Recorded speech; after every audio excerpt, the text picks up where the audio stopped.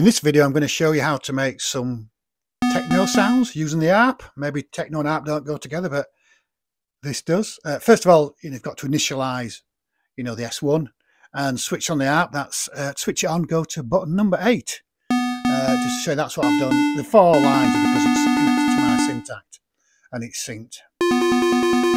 So that's a demonstration of the ARP.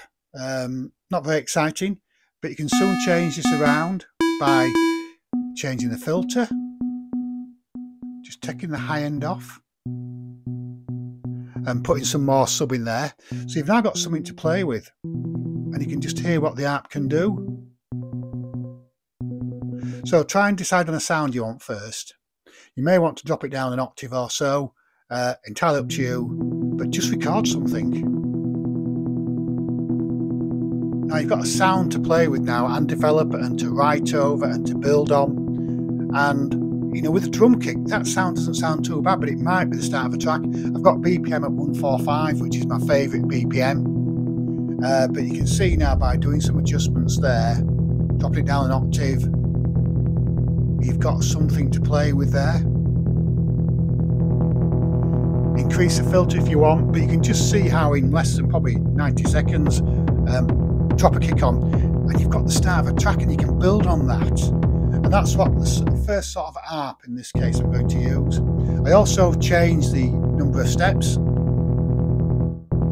So you can see now, keep the ARP in place but remove and add steps. And now you've got a different sound altogether.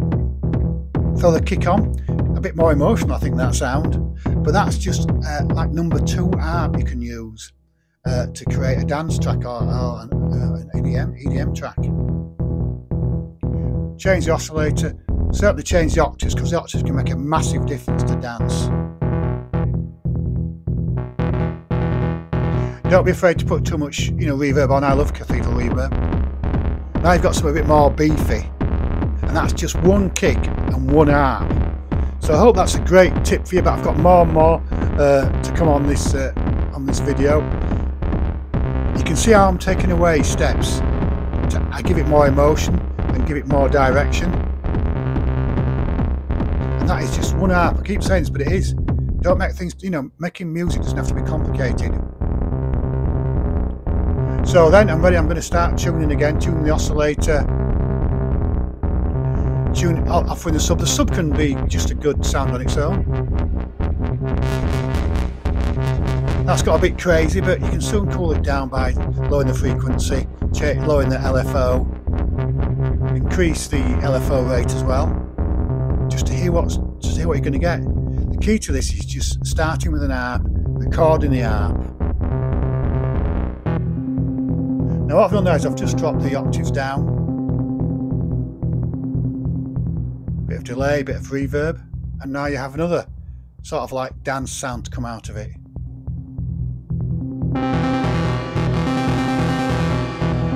So if you put a kick on that, oh, perfect timing. So, put a kick on that and it's actually just another chance, another development to actually create a dance track, to create some sound. Imagine with hi-hats and maybe a riser, plenty of reverb. So that's probably like the 4th, track or start of a track you can make from the same. I'm just going to initialize it again now, so you can hear how I can do it from the start really. I've left the ARP on. And what you can do is, I'm just going to have it at 16 steps. That's fine. So what you can do then is you can actually change the the ARP to up, down, up 2, up, down 2. You can just change how you want it. I don't think it actually sounds too different, but sometimes it's nice just to change the frequency of the ARP, whether it's going to go up or down. This is a nice, what I call a high pitch sound, which could be a lead. So you've actually got the opposite of what my favourite bass sound is. And you can just start to kill some of the highs. And you can start to either get it a bit gnarly, or you can get it aggressive, you can get it to build into some sort of industrial dance. Plenty of cathedral reverb there. Kicks playing away. And this is just another idea for starting and building a track. Within a few minutes. You don't need any musical theory. Music doesn't need to be complicated. So just keep tweaking the LFOs and turn that rate down a bit. It's got a bit crazy, but it just shows how easy it is. And if you're stuck for an idea, roll out the S1, stick it onto you know, a synth of your choice, or even plug it into your DAW and just use, you know, Serum or just use FL Studio. So again, technique it, taking some of the notes out, change the rhythm, just click the step key for that. And now you've got another art that you've developed and you've changed the sound completely. So what we're going to do here, we're just going to, you know, initialize it again and just probably drop it down an octave, are we? Yep, going to drop it down an octave.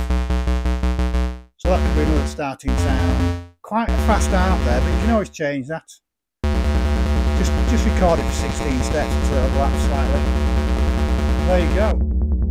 Now you've really killed the filter on there, but it means you can actually develop the sound there. You can play with the oscillator, you can play with the pulse, you can play with the you know, saw there, you know, in the oscillator you know, section. But it's just interesting how a very simple art can create some EDM and dance music. This is just the way, this is my sort of like workflow. Now it's got a bit gnarly. I would actually really make that into an aggressive sound, because then it could be industrial dance or EBM.